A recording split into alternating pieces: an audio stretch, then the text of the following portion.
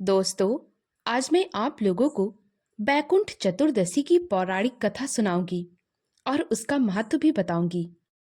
कार्तिक मास के शुक्ल पक्ष की चतुर्दशी को बैकुंठ चतुर्दशी के रूप में मनाया जाता है। यह दिन बहुत ही पवित्र माना जाता है क्योंकि इस दिन भगवान विष्णु और भगवान शिव की पूजा की जाती है।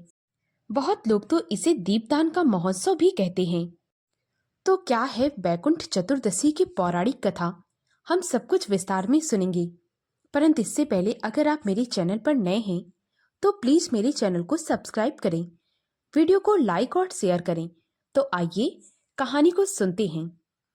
एक बार नारद मुनि पृथ्वी लोक से घूमकर बैकुंठ धाम पहुंचे। वहां पर भगवान विष्णु ने उनका बहुत आदर के साथ स्वागत किया, उन्हें बहुत आदर के साथ बैठाया और फिर उनसे पूछते हैं, हे मुनिवर, आपके यहाँ आने का कोई विशेष कारण? तब नारद मुनि कहते हैं, नारायण नारायण। हाँ प्रभु, मैं आपसे एक बात पूछता हूँ। इस पर भगवान विष्णु कहते हैं, पूछो मुनिवर, आप क्या पूछना चाहते हैं? इस पर नारद जी कहते हैं, प्रभु, आपको लोग कृपा निधि कहते हैं। इससे तो जो आपके प्रिय भक्त हैं वही तर पाते हैं, परंतु जो सामान्य नर नारी हैं वो तो इस चीज से वंचित रह जाते हैं। इसीलिए कोई आप ऐसा सरल मार्ग बताएं जिससे सामान्य मनुष्य भी आपकी भक्ति कर मुक्ति पा सके। यह सुनकर भगवान विष्णु कहने लगते हैं, हे नारद मुनि, आप मेरी बात ध्यान पूर्वक सुनो। कार्तिक शुक्ल की चतुर्दशी को जो नर नारी व्रत का पालन करेंगे और जो श्रद्धा भक्ति से मेरी पूजा अर्चना करेंगे उनके लिए स्वर्ग के द्वार हमेशा खुले रहेंगे। इसके बाद भगवान विष्णु ने जय विजय को बुलवाया और उन्हें कार्तिक चतुर्दशी को स्वर्ग के द्वार खुले रखने को कहा। भगवान विष्णु कहते हैं, इस दिन जो भी भक्त मेरा नाम लेकर थोड़ा भी पूजा पाठ करेगा उसके लिए स्वर्ग के द्वार खुले रहेंगे। यह सब सुनकर नारद जी बहुत प्रसन्न हुए। तभी भगवान विष्णु नारद मुनि से कहने लगे, हे मुनिवर, मैं आपको एक कथा सुनाता हूँ। नारद मुनि ने कहा, नारायण नारायण। जल्दी सुनाइए प्रभु, मैं तो आपकी कथा सुनने के लिए बहुत व्याकुल हो रहा हूँ। भगवान विष्णु कहने लगते हैं, एक समय की बात है, एक नगर में धनेश्वर नाम का व्यापारी रहता था। उसके पास कपड़े और चमड़े का व्यापार था। वो हमेशा दुष्कर्म में लिप्त रहता था। जुआ खेलना, शराब पीना, यह सब तो उसका रोज का काम था। वह जरा सा भी पूजा पाठ नहीं करता था। व्यापार के काम में मन लगाकर काम करता था। इसीलिए व्यापार के सिलसिले में वह एक नगर से दूसरे नगर जाया करता था। एक दिन वह व्यापार के सिलसिले में महिष्मती नगरी पहुंच गया। वहां उसने देखा नर्मदा नदी में स्नान करने वाले लोगों की भीड़ लगी हुई है। वह कार्तिक का महीना था। धनेश्वर व्यापारी भी सोचा, क्यों ना एक महीने यहीं रुककर नदी में स्नान कर लूं। धनेश्वर वहीं रुक गया। उसने एक महीने नदी में स्नान किया, भगवान का कीर्तन भजन सुना और जो लोग पूजा पाठ करते, भगवान का ध्यान करते, धनेश्वर भी वहां बैठकर भगवान का नाम सुनता।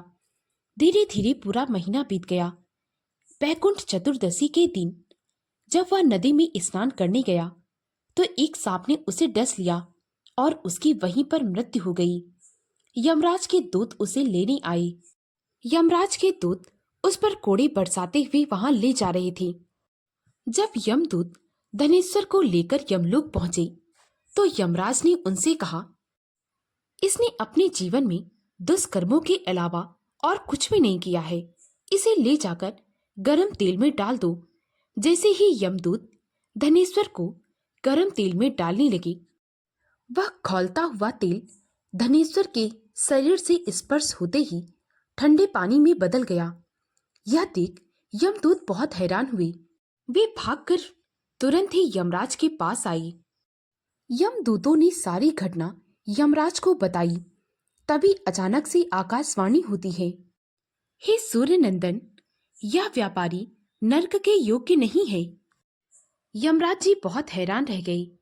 तभी उस आवाज ने फिर से कहा, जो व्यक्ति पुण्य कर्म करने वाले लोगों के दर्शन करते हैं, उनका स्पर्श करते हैं और उनका श्रवण करते हैं, वे उनके पुण्य का छठा अंश बन जाते हैं।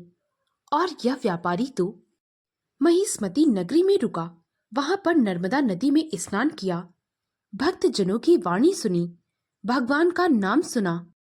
इसीलिए यह यक्ष की योनि में रहने लायक है और नर्क का सिर्फ दर्शन मात्र करेगा। यमराज जी को सारी बातें समझ में आ गई थी। वह आवाज भी गायब हो गई थी। यमराज के आदेश पर यमदूतों ने व्यापारी को सारे नरकों का दर्शन कराया और उसके बाद उसे यक्ष लोक में भेज दिया। उसे यक्ष लोक का राजा भी बना दिया गया। उसके बाद वह कुबेर का अनुचर धन से बनकर प्रसिद्ध हुआ। हे श्री हरि, जैसे आपने व्यापारी पर अपनी कृपा बनाई, वैसी ही कृपा आप सब पे बनाए रखना। दोस्तों, अगर आपको यह कहानी अच्छी लगी हो तो प्लीज मेरे वीडियो को लाइक और शेयर करें।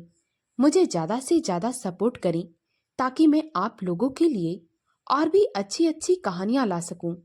कहानी को पूरा सुनने के लिए बहुत बहुत धन्यवाद।